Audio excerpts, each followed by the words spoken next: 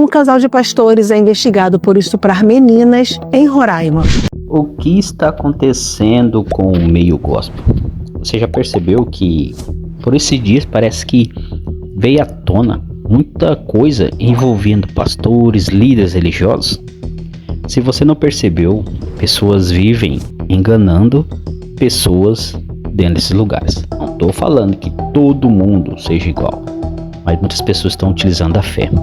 Muitos cristãos confiam demais nesses pastores, ainda mais pessoas que viajam, que vivem ministrando, que chegam de outros lugares para sua igreja, e muitos pastores confundem com bênção. O que falta é pessoas investigarem a vida desses religiosos.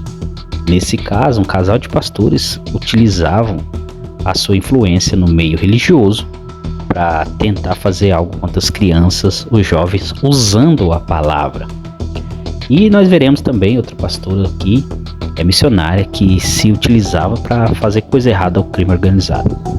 Então, quero que você fique no vídeo, deixe seu comentário, compartilhe esse vídeo com mais alguém, que nós possamos abrir os nossos olhos em vista desses líderes, dessas pessoas que estão utilizando o evangelho verdadeiro de Deus, a palavra de Deus, para cometer crimes. Aproveitavam da vulnerabilidade dessas vítimas, criavam circunstâncias em que eles pudessem falar de assuntos de natureza sexual. A pastora, ela tinha a função de se aproximar das vítimas, aproveitar da vulnerabilidade e levar essas vítimas para casa. Ela solicitava que a relação fosse na presença dela, pois ela sentia no dizer dela de prazer em visualizar aquela relação sexual do marido dela. Quando sabia de alguma vulnerabilidade que aquelas vítimas tinham, ela se aproximava e a partir de então se iniciava ali os abusos sexuais. Essas vítimas, elas eram sempre movidas por manipulação de natureza espiritual. Eles usavam a Bíblia, diziam que aquilo ali era algo bíblico para o casamento deles e que elas estariam fazendo um bem. Quando eles souberam que essas duas primeiras vítimas denunciaram, eles foram embora de ônibus para Manaus e lembraram que haviam deixado um aparelho celular, solicitaram que outras pessoas, jovens e também vítimas, destruíssem esse aparelho celular e mandassem uma prova, um vídeo que chegou ao nosso conhecimento da destruição desse aparelho celular. Nós identificamos 11 vítimas por meio de testemunhas que trouxeram nomes, mas apenas 6 quiseram depor. Outras 5, elas não quiseram prestar declarações. Chegou ao nosso conhecimento que elas foram vítimas, mas em razão da revitimização, para que essas vítimas elas não sofram novamente, nós não podemos forçar, então essas pessoas não foram ouvidas. A fuga deles dificultou, eles tinham muito domínio ali, ainda que a distância das vítimas e das testemunhas. Foram ouvidas 41 pessoas. Essas pessoas, elas demoraram muito ali para entender que aquilo ali era um ambiente de abuso,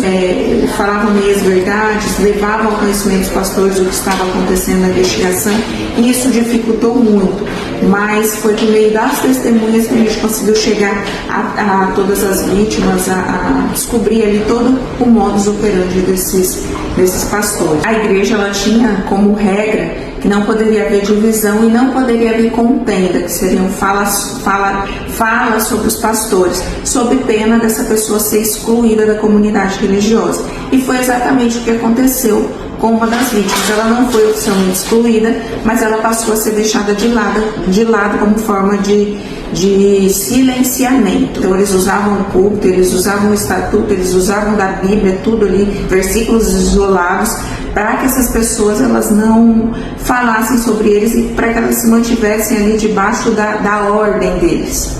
Eles se escondiam atrás da igreja, mas na verdade eles tinham uma vida dupla, né? Eles utilizavam aquilo ali para atrair as vítimas, eles faziam trocas de casais com adultos e também com adolescentes, utilizavam a igreja para atrair. Então eles eram um casal de vida dupla, eles usavam ali uma máscara de pastores.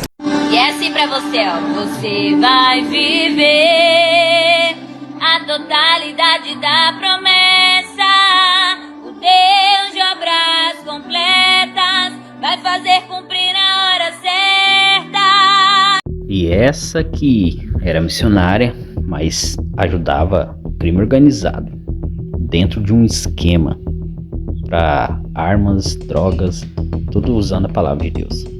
A grande dificuldade é você confiar nas pessoas no dia de hoje. Por isso que eu falo, o cristão tem que ter discernimento. Não é todo mundo que fala de Deus que realmente é de Deus. Muitos estão escondendo atrás da religião. Tome cuidado a lugares que você vai, ministério que você vai, pessoas que colocam a mão na sua cabeça, pregadores que vêm de fora. Você não sabe como que é a vida dele, você não sabe se ele usa aquilo ali como comércio, você não sabe o que está diante de você. Talvez é uma pessoa preparada, que tem conhecimento, sabe falar, tem boa oratória, mas não tem uma vivência com Deus. E essa missionária foi presa, porque quem brinca com o nome de Deus, logo vem as consequências. Foi identificada como Ravena Almeida. Ela é apontada pelas equipes policiais como a responsável por utilizar um projeto missionário religioso para facilitar a comunicação entre integrantes de uma facção criminosa predominante aqui no estado de Mato Grosso e fora do estado também. Ravena foi presa pelas equipes policiais durante a operação. Os pais dela, que são líderes religiosos, também são alvos investigados dessa operação. Ravena, qual que é a sua participação nesse grupo religioso que leva informações aí para integrante de facção criminosa? Esse é o momento de falar, Ravena. Você quer falar alguma coisa? Qual que é a sua ligação com o grupo criminoso? Nenhuma. Você era namorada do Batman? Você era namorada do Batman? Nunca. Ele pagou plástica pra você? Ele pagou plástica pra você? Não. Então, o que você quer falar? Esse é o momento de falar agora. A investigação começa com o recebimento de uma denúncia aqui pela GCCO Draco. E aí a gente iniciou a investigação de horário mais de um ano, com dados concretos e precisos que identificam conversas desses suspeitos aí e ligação com lideranças da facção criminosa. Ela era namorada de um líder de facção, com ele preso na penitenciária central do estado. Depois que esse criminoso aí ele sai em regime semiaberto e fica homiziado, enquanto foragido, ela mantinha contato com essa pessoa, recebia ordens dele, fazia a distribuição de valores em espécie, mandava recados para esse criminoso aí foragido. Os pais dela também faziam essa mesma participação, eles recebiam recados, eles dilapidavam valores em espécie, eles transportavam valores para outras pessoas. Tudo que ela constrói patrimônio, ela não trabalha, ela só tem empresa de fachada, ela faz dilapidação de valores em espécie. Então os valores que ela tem, a vida que ela leva, veículos e tudo mais, tudo a gente vai concluir a investigação nesse sentido, que é pago, né, por esses integrantes de facção. O material foi apreendido e agora será analisado para aprofundar as investigações e também individualizar a participação de cada suspeito nesse grupo criminoso.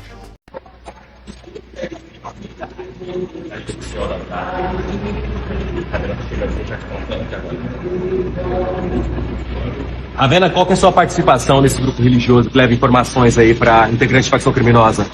Esse é o momento de falar, Ravena. Você quer falar alguma coisa? Qual que é a sua ligação com o grupo criminoso?